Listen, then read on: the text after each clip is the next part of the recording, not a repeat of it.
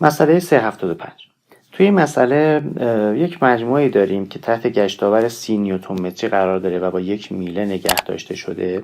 میگه اگر این مجموعه وزن 28 کیلوگرم داشته باشه که به مرکز جرمش داره وارد میشه، عکس‌العمل تکیهگاه‌های A و B رو به دستش بیاد. خب این مجموعه چون در حال استاتیک است، پس اول لازمه که مقدار نیرویی که توی این سیم یا میله وارد میشه رو پیدا بکنیم که در تعادل هست با این نیروی 30 نیوتن متری. خب لازمه که ابتدا این زاویه تتا رو پیدا بکنیم. زاویه تتا توی این مثلث نسبت ضلع مقابل به مجاور میشه تانژانتش رو حساب کرد تا مقدار تتا به دست بیاد. پس من می نویسم تانژانت تتا، تتا این زاویه اینجا هست، می شود نسبت ضلع مقابل که 450 به ضلع مجاور که 600 باشه و میتونیم از این رابطه تتا رو به دست بیاریم. خب مقدار تتا رو اگر حساب کنیم میشه 36.8 درجه. خب حالا برای محاسبه مقدار نیروی توی این میله من میام حول محور آبی گشتاور میگیرم. اگه حول محور آبی گشتاور بگیریم فقط نیروی وزن تأثیر میذاره، این گشتاور تأثیر میذاره و این نیروی Fی که توی این میله هست رو بایستی در نظر بگیریم برای گشتاور. پس می نویسم سیگما M حول محور آبی مساویه با 0 و نیروی وزن رو ما داریم که به صورت پاد ساعتگرد داره گشتاوری ایجاد میکنه. می نویسم 28 کیلو ضرب در 9.8 ضرب در بازوش رو داریم 220 میلیمتر. یک گشتاور M30 نیوتن متری کمک نیروی وزن داره میکنه و این با نیروی F مؤلفه عمودیش گشتاورش داره مقابله میکنه. پس میذارم F سینوس تتا ضرب در بازوش هم که 600 میلیمتر از ضرب در 6 دهم. خب مقدار سینوس تتا رو هم داریم، تتاشو 36.8 بذاریم میتونیم مقدار F رو از این رابطه به دست بیاریم. خب میشه 28 ضرب در 22 صدم ضرب در 9.8 به اضافه با 30 تقسیم بر 6 دهم تقسیم بر سینوس 36.8. مقدار F میشه 251.4. این مقدار نیرویی هست که توی میله DC داره وارد میشه. خب مرحله بعد لازمه که گشتاور عکس‌العمل ها رو حساب کنیم. برای عکس‌العمل ها من میام هر کدوم از این تکیهگاه ها عکس‌العمل خاص خودش رو ایجاد میکنه در دو تا جهت مختلف. اسم گذاری بکنم. اسم این مؤلفه رو میذارم FB در جهت X که موازی محور X ها باشه. این رو میذارم FB در جهت Y، این رو میذارم FA در جهت X و FA در جهت Y. خب حالا برای محاسبه این مقدار این ما الان مقدار این 4 تا رو لازم داریم. اگر این 4 تا رو پیدا بکنیم عملاً عکس‌العمل های تکیهگاه A و B به دست اومده. خب اول میام سراغ جهت X ها. مثلا می نویسم سیگما Fx برابر با 0. ببینیم در جهت X چی داریم. خب یه نیروی F(I)x رو به بالا دارم میذارم F(I)x. یه نیروی F(B)x رو به بالا دارم میذارم F(B)x. F(I)x F(B)x رو به بالا. یه نیروی وزن دارم رو به پایین، پس منهای 28 کیلوگرم که مربوط به وزن بوده ضرب در 9.8 رو به پایین و همینجور یه مؤلفه عمودی هم به خاطر نیرو توی این کابل دارم که میشه مؤلفه عمودیش میشه F سینوس تتا. F سینوس تتا میشه مؤلفه عمودی. پس میذارم به اضافه F سینوس F رو هم مقدارش رو داریم یه مرتبه جایگذاری کنم. پس به اضافه 251 ممیز 4 ضرب در سینوس 36.8 مساویه با 0. خب این رابطه رو داریم. منتها تو این رابطه دو تا مجهول هست نمیتونیم حسابش کنیم. میام و از یه رابطه دیگه حساب میکنم ببینم میتونم مجهولا رو به دست بیارم یا نه. من برای این مجهول میام توی نقطه A حول محور Y گشتاور میگیرم. حول محور Y که از A میگذره. پس از A یک محور موازی محور Y در نظر میگیرم، حولش گشتاور میگیرم. مؤلفه های IX و IY حذف میشه و مؤلفه BY هم FBY هم حذف میشه چون موازی این محور هست و تنها چیزی که باقی میمونه یه دونه FBX هست، یه نیروی وزن هست و این 30 نیوتن متر هم که گشت آورش حول محور x هست، حول محور y نیست، این هم حذف میشه و یک نیروی عمودی هم اینجا داریم که اینها همه این سه تا گشت آور ایجاد میکنه. مؤلفه عمودی F، مؤلفه عمودی FB و مؤلفه وزن، این سه تا برای ما گشت آور ایجاد میکنه. پس من به این شکل می نویسم حلش رو، می نویسم سیگما M حول سیگما MY حول نقطه A مساویه با 0. پس حول نقطه A گشتاور رو حول محور Y میگیرم. خب FAX و FYY گفتیم حذف میشه، FBY هم حذف میشه چون گشتاوری ایجاد نمیکنه. FBX رو داریم که به این شکل حول محور Y گشتاور ایجاد میکنه. می نویسم FBX ضرب در FBX برای اینکه اشتباه نشه X اندیسه ضرب در بازوش میشه 6 متر ضرب در 6 متر. خب نیروی وزن رو دارم که حول محور وای گشتاور ایجاد میکنه.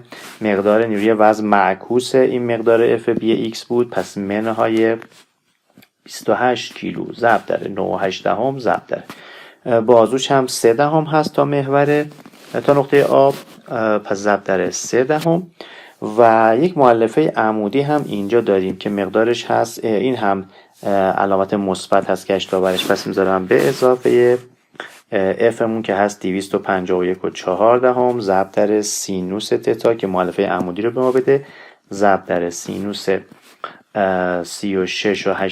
درجه ضرب در فاصلش تا محور وای ها، این فاصله اینجا رو میخواد. خب این فاصله رو این بالا به ما داده، پس ضرب در 1 ضرب در 1 مساویه با 0. خب میتونیم از این رابطه مقدار FBX رو پیدا کنیم. مقدارش رو پیدا کنم میشه 251.4 ضرب در سینوس 36.8 ضرب در 1 منهای با 28 ضرب در 9.8 ضرب در 3. خب مقدارش منفی میشه میره طرف دیگه تساوی و اگر که مقدارش رو تقسیم بکنیم به عدد 6 مقدار FBX میشود 112 نیوتن. این مقدار FBX. خب میتونم این مقدار رو جایگذاری بکنم توی این رابطه و مقدار FIX رو حساب کنم. خب میتونیم مقدار FIX رو هم اینجا الان حساب کنیم. خب مقدار FIX رو حساب کنم میشه مقدار 112 منهای با 28 ضرب در 9.8 به اضافه با 251.4 ضرب در سینوس 36.8 مقدارش میشه منفی 11 که میره اون طرف تساوی میشه 11 نیوتن. 11.8 نیوتن. این هم مقدار FIX. خب بریم سراغ قسمت FY ها. برای FY اون رو هم به همین ترتیب میام و مثلا حول در نقطه A حول محور عمودی یعنی حول X ها گشتاور میگیرم تا مقادیر FY ها پیدا بشه. اگر حول محور عمودی گشتاور بگیریم مقدار FIX و FIY هست میشه، مقدار FBX هم هست میشه و گشتاوری که میمونه چی هست؟ ما یه دونه اینی رو داریم، FBY رو داریم و همچنین مؤلفه افقی رو داریم که مربوط میشه به FIY. پس مقادیر این گشتاورها رو حول محور عمودی وای ها می نویسمش. خب بنویسیمش مقادیر رو حول محور. خب پس من به این شکل الان عمل میکنم، می نویسم که توی نقطه A سیگمای M حول محور X ها در نقطه A بایستی 0 باشه. خب حالا ببینیم چه گشتاور این نیروها برای ما ایجاد میکنن حول محور X ها. خب این دوتا مؤلفه که حذف شدن، مؤلفه گشتاور 30 نیوتن متری هم که حول Z هست، پس کاری با گشتاور حول محور X نداره. مؤلفه FB هم در جهت X هست، گشتاوری نداره. یه دونه FBY پیدا میشه. FBY ضرب در فاصلش هم که 6 دهم هست، ضرب در 6 دهم که بایستی با مؤلفه افقی که اینجا، چون مؤلفه عمودیش که موازی همون محور X هایی هست که ما داریم گشتاور میگیریم، یه مؤلفه افقی هست که بایستی ضرب در بازو بشه. پس برابر با FI برابر با F که F مون هست 251 نیوتن بود، 251.4 ضرب در کوسینوس 36.8 مؤلفه افقی ضرب در فاصله نقطه C تا نقطه A. فاصله نقطه C تا نقطه A رو این بالا داشتیم، مقدارش برابر با 100 بود. پس ضرب در 1 دهم ضرب در 1 دهم. خب میتونیم از این رابطه مقدار FBY رو پیدا بکنیم. میشود 251.4 ضرب در کوسینوس 36.8 ضرب در عدد 1 دهم بکنیم تقسیم بر 6 دهم. مقدارش میشود 33.6 نیوتن. خب یک معادله دیگه هم داریم، معادله سیگما F Y مساویه با 0. همه نیروها در جهت Y هم بایستی با هم برابر باشن. خب در جهت Y چی داریم؟ یه دونه F B Y داریم، پس یه دونه F B Y داریم، یه دونه F آی وای داریم به این شکل، پس این رو داریم و این و مؤلفه افقی نیروی Fی که توی این میله هست که این بایستی با 251 ممیز 4 ضرب در کوسینوس 36.8 با هم دیگه برابر باشن. خب ما الان مقدار F B Y رو داریم که هست 33.6، پس میتونیم F آی Y رو حسابش کنیم از این رابطه. F آی وای میشه 251 ضرب در کوسینوس 36.8 منهای با 33.6. مقدارش میشود تقریبا 167.3. خب این مقدار F آی وای و مقدار F بی وای. حالا مقادیر کل نیروها رو وقتی میخواد توی نقطه A و B، خب میتونیم به راحتی برآیند بگیریم. الان ما F BX رو داریم، F BY رو هم داریم، پس FB میشود رادیکال 112 به توان 2 به اضافه 33.6 به توان 33.6 به توان 2. میتونیم این مقدار رو حساب کنیم.